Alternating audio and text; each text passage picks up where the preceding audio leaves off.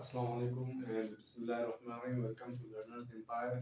आज का जो हमारा टॉपिक है वो है सिविल कोड प्रोसीजर के हवाले से सेक्शन 12 से लेकर 16 तक हम डिस्कस करेंगे, क्योंकि हमारे लेक्चर का सीरीज जिसमें सेक्शन हुआ है पूरा सीपीसी को इंशाअल्लाह कवर करने की कोशिश करेंगे। तो चलते हैं section number 12, bar to further suits. Bar means एक ये स्टॉप है। लॉ लॉ एक स्टॉप लगाता है फर्दर सूट से। और ये कहता है सेक्शन 12 ये कहता है कि जितने भी सूट्स हो गए एक दफ़ा डिसाइड हो गए, तो फिर उसके बाद या आपने उसमें कोई भी चीज़ सबमिट किया थ्रू थ्रू लीगल ट्रायल, तो फिर उसके बाद आप उसमें फिर दोबारा चेंजेस नहीं ला सकते हो और फिर आप फर्दर सूट उसके खिलाफ फाइल नहीं कर सकते हो। और यहाँ पे इसके जो एग्जांपल्स है, एक एग्जांपल मैंने दिया है order 11 rule 2 particular interrogatories to be submitted. यानी कि जो भी चीज़ आप सबमिट करते हो अदालत में, तो एक दफ़ा एक्सेप्ट हो गया, फिर उसके बाद आप उसमें चेंजेस नहीं ला सकते हो, तो फिर वो उसका बार सेक्शन 12 उसको बार लगाता है। ऐसा ही है ऑर्डर 9 ऑर्डर 11 रूल 9, वो भी ये कहता है एफिडेविट इन आंसर, यानी जो भी आप एफिडेविट देते हो उसका जवाब देते हो, एफिडेविट आप सबमिट करते हो कोर्ट में, तो एक दफ़ा वो सबमिट हो गया, फिर उसके बाद आप उसमें तब्दीली नहीं ला सकते हो, वो एक किस्म का बार है। लेकिन फिर हमारे यहाँ पे एक 12(2) का एप्लीकेशन है जिसे बहुत मशहूर है 12(2). 12(2) क्या कहता है कि जैसे कोई भी एक ऐसा जजमेंट डिग्री या ऑर्डर, 12(2) ये कहता है कि कोई भी ऐसा जजमेंट डिग्री या ऑर्डर जो कि पास किया गया है कोर्ट से, किसके थ्रू, मिसरिप्रेजेंटेशन के थ्रू या फ्रॉड के थ्रू, तो उसको चैलेंज किया जा सकता है। जनरली सेक्शन 12 ये कहता है कि आप उसको चैलेंज नहीं कर सकते हो, कोई भी चीज़ को आप अदालत में दोबारा फाइल नहीं कर सकते हो, एक दफ़ा वो डिसाइड हो गया दैट इज डन। लेकिन फिर 12(2) ये कहता है कि कोई भी एक ऐसा जजमेंट लिया गया है या ऑर्डर लिया गया है या डिग्री लिया गया है जो कि फ्रॉड या मिसरिप्रेजेंटेशन भी मबनी था, यानी कि एक शख्स ने अदालत से फैसला अपने आप भी करवाया, लेकिन फिर बाद में पता ये चला कि जो अदालत का फैसला था वो फ्रॉड या मिसरिप्रेजेंटेशन के बेस पे था। तो इस तरीके से फिर वो जो दूसरा शख्स है जिसका के मारा गया है या जो जिसके साथ फ्रॉड किया गया है, तो फिर वो 12(2) का एप्लीकेशन अदालत में फाइल करेगा और इसी से वो रिलीफ मांगेगा। नया सूट फाइल नहीं कर सकता है, ये तो बार है, लेकिन फिर ये थ्रू रिवीजन रिव्यू अपील के थ्रू 12(2) में जाएगा। फिर नेक्स्ट वन है हमारे यहाँ पे सेक्शन 13। सेक्शन 13 ये कहता है when foreign judgment not conclusive. हमारे यहाँ पे लॉ जनरली ये कहता है, सेक्शन 13 ये कहता है कि जितनी भी जजमेंट्स हैं जो कि बाहर ममालिक के हैं वो यहाँ पे लागू होंगे। जिस तरीके से जो बाहर ममालिक के जो भी जजमेंट्स थे ऑर्डर्स थे उस अदालत ने दिया था, तो आप ऐसे भी वो जो जजमेंट है आप उसको यहाँ पे लागू करवा सकते हो। जनरल तो ये कहता है, लेकिन उसमें कुछ एक्सेप्शंस है। अभी एक्सेप्शंस क्या है, जनरल तो रूल ये है कि जो भी जजमेंट हो गया फॉरेन का, फॉरेन मतलब बाहर का किसी भी मुल्क का, सपोज कि अमेरिका का हो गया, इंग्लैंड का हो गया, ऑस्ट्रेलिया का हो गया, इवन इंडिया का भी हो गया, तो वो सारे यहाँ पे एप्लीकेबल है, लेकिन किस कंडीशंस पे वो हम लोग डिस्कस करेंगे। जनरली वो एजुकेट तो हो सकते हैं, लेकिन एक्सेप्शंस क्या है, नॉट कॉम्पिटेंट कोर्ट, अगर से जो जजमेंट है जो पास कर रहा है वो कोर्ट ही कॉम्पिटेंट ना हो फॉरेन का, तो इस सूरत में भी वो जजमेंट यहाँ पे एप्लीकेबल नहीं होगा। दूसरा है not given on merits of the case, अगर से कोई मेरिट्स का केस ही नहीं है, तो उस सूरत में भी फिर जो जजमेंट है वो यहाँ पे एप्लीकेबल नहीं होगा। नंबर थर्ड है कंट्राडिक्शन टू इंटरनेशनल लॉ, यानी कि जो पाकिस्तान का लॉ है या जो फॉरेन लॉ है, अगर उसमें कंट्राडिक्शन आ जाए, तो इस सूरत में जो फॉरेन का जो जजमेंट है वो एप्लीकेबल नहीं होगा। जनरली तो एप्लीकेबल होंगे, लेकिन अगर कंट्राडिक्शन आ गया तो उस सूरत में, क्योंकि पाकिस्तान का अपना एक लॉ है, तो फिर वो प्रिवेल करेगा और जो फॉरेन का लॉ है फिर वो यहाँ पे एप्लीकेबल नहीं होगा।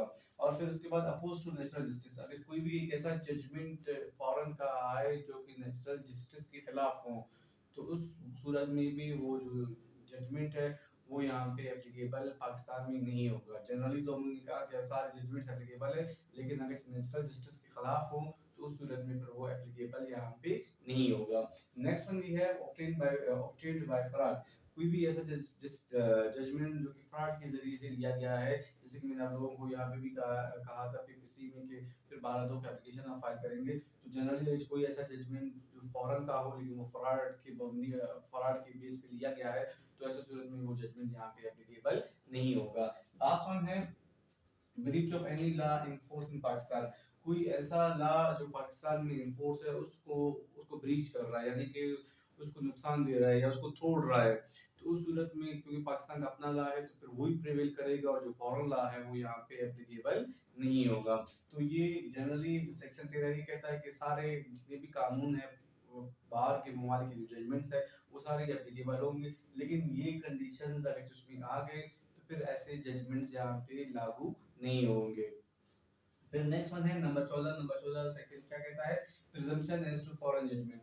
तो प्रिजम्पशन मींस मफरूजा या जिसे हम कहते हैं ख्याल, जो प्रेजेंट जो फॉरेन जजमेंट्स है उसके बारे में क्या हमारा मफरूजा है, क्या ख्याल है, और लॉ उनके बारे उनको कैसा ट्रीट करता है।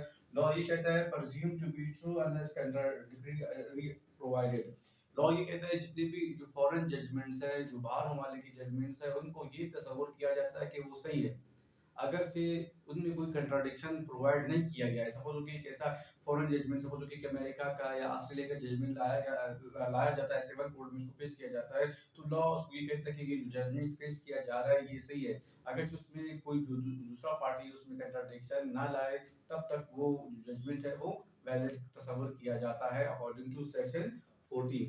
Then next one we have section 15, बहुत इंपॉर्टेंट सेक्शन। सेक्शन 15 ये कहता है अगर से आपने कोई केस फाइल करना है तो आप कौन से अदालत में केस फाइल करेंगे। तो सेक्शन 50 ये कहता है जब कभी भी आप सिविल मुकदमा दीवानी मुकदमे की केस फाइल करते हैं तो सबसे पहले आपका जो लोएस्ट अदालत है, जो लोएस्ट कोर्ट है, आप वहां पे मुकदमा फाइल करेंगे। सपोज कि अभी हमारे यहाँ पे जो लोएस्ट कोर्ट है वो है सिविल कोर्ट, जहाँ पे हमारे यहाँ पे 3 डिग्री ग्रेड्स है, ग्रेड 3 सिविल जज, ग्रेड 3 सिविल जज, ग्रेड 2 और सिविल जज ग्रेड 1। फिर उसके बाद हमारे यहाँ पे सीनियर सिविल जज आते हैं, फिर उसके बाद डिस्ट्रिक्ट जज आते हैं, फिर हाई कोर्ट के जजेस आते हैं। तो जो प्रोसेस है वो ये कहता है सेक्शन 15 कि जितने भी आप केसेस फाइल करेंगे वो लोअर कोर्ट्स में होंगे, जो लोअर जजेस होंगे आप उसके जो जुरिस्डिक्शन है उसी में फाइल करेंगे। अगर उसमें नहीं आता है फिर आप डिस्ट्रिक्ट के लेवल पे जाएंगे, अगर उसमें भी नहीं आता है फिर आप हाई कोर्ट के लेवल में जाएंगे। इसका पर्पस क्या है, इसका पर्पस ये है कि जो हाई कोर्ट के केसेस है उसका बर्डन को कम किया जाए।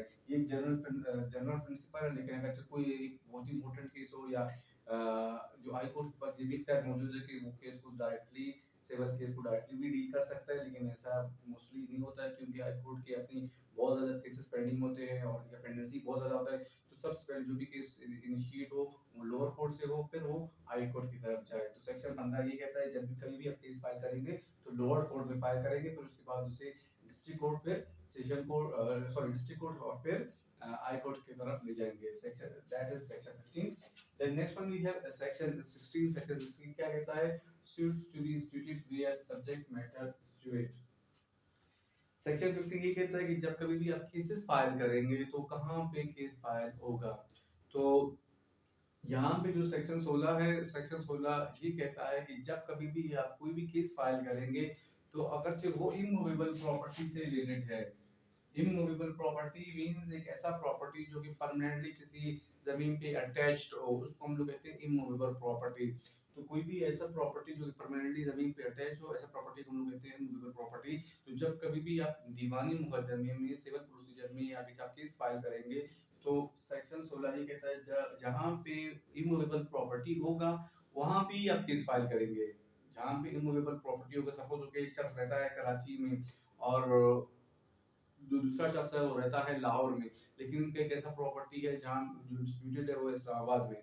तो फिर इस्लामाबाद में दोनों केस फाइल करेंगे क्योंकि प्रॉपर्टी वहाँ पे लोकेटेड है, उसी की जुरिस्डिक्शन में आता है।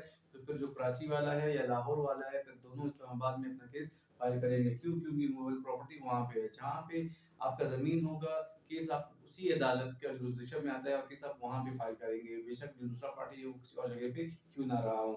तो हमारे यहाँ भी ये 5 पहला ही कहते हैं मूवेबल प्रॉपर्टी का, अगर आप recovery of movable property, movable property को रिकवर करना चाहते हो तो तब भी आप वहाँ पे केस फाइल करेंगे जहाँ पे इमूवेबल प्रॉपर्टी है या उसका जुरिस्डिक्शन है। नेक्स्ट वन है पार्टीशन ऑफ इमूवेबल प्रॉपर्टी। अगर इमूवेबल प्रॉपर्टी में आप पार्टीशन करवाना चाहते हो, मींस उसको तकसीम करवाना चाहते हो, उसको डिवीजन करवाना चाहते हो, तो उस सूरत में भी जहाँ पे प्रॉपर्टी लोकेट होगा जो जुरिस्डिक्शन है जज का, आप उसी में केस फाइल करेंगे। देन नेक्स्ट वन है अगर आप उसको मॉर्गेज कर रहे हो, फोरक्लोजर कर रहे हो या रिडेम्पशन कर रहे हो या और मॉर्गेज से रिलेटेड कोई भी डील कर रहे हो तो जहाँ पे प्रॉपर्टी होगा केस वहाँ पे ही फाइल होगा। Then number 4 we have right और interest related to immovable property. कोई भी ऐसा राइट और इंटरेस्ट जो इमूवेबल प्रॉपर्टी से कनेक्ट हो तो जहाँ पे इमूवेबल प्रॉपर्टी होगा वहाँ पे ही केस फाइल होगा, किसी और अदालत में केस फाइल नहीं होगा। Then next one is compensation of wrong to immovable property. कोई भी एक ऐसा कंपनसेशन जो कि कोई भी ऐसा कंपनसेशन आप क्लेम कर रहे हो या डिमांड कर रहे हो इमूवेबल प्रॉपर्टी से रिलेटेड, या कोई भी ऐसा रॉन्ग इमूवेबल प्रॉपर्टी से रिलेटेड है, तो जहाँ पे इमूवेबल प्रॉपर्टी होगा केस वहाँ की ही अदालत में फाइल होगा, किसी और अदालत में फाइल नहीं होगा। जो जज का जो जुरिस्डिक्शन है केस वहाँ पे ही होगा। Last one we have number 6, recovery of immovable property under restraint और अटैचमेंट। अगर से जो जनरली हमारे यहाँ जो सेक्शन 16 है वो 5 क्लासेस है वो इमूवेबल प्रॉपर्टी को डिस्कस करते हैं। लास्ट में ये कि कोई ऐसा मूवेबल प्रॉपर्टी जो कि किसी सरकारी डॉक्यूमेंट में अटैच्ड हो, सपोज कि एक ऐसा गाड़ी है जो कि सरकार के खाते में अटैच्ड है, तो फिर जहाँ पे सरकार के खाते में कोई गाड़ी अटैच्ड है या कोई और इमूवेबल प्रॉपर्टी वहाँ पे अटैच्ड है, तो फिर आप उसी अदालत में केस फाइल करेंगे, उसी की जो जुरिस्डिक्शन है वहाँ पे केस फाइल करेंगे, किसी और अदालत में फाइल नहीं करेंगे। जनरली मूवेबल प्रॉपर्टी के लॉज अलग होंगे, लेकिन अगर कोई ऐसा मूवेबल प्रॉपर्टी, कोई ऐसा जमीन, कोई ऐसा सॉरी गाड़ी जो कि सरकारी मिल्कियत या सरकार ने अपने कब्जे में लिया है, या कोई भी सरकारी कागजात में उसका रजिस्ट्रेशन हुआ है, कोई भी ट्रायल या कुछ और मामले में, तो जहाँ पे है आप वहाँ पे ही केस फाइल करेंगे, किसी और अदालत में केस फाइल नहीं करेंगे। So thank you very much, Allah Hafiz, hope you like it, thank you, Allah Hafiz.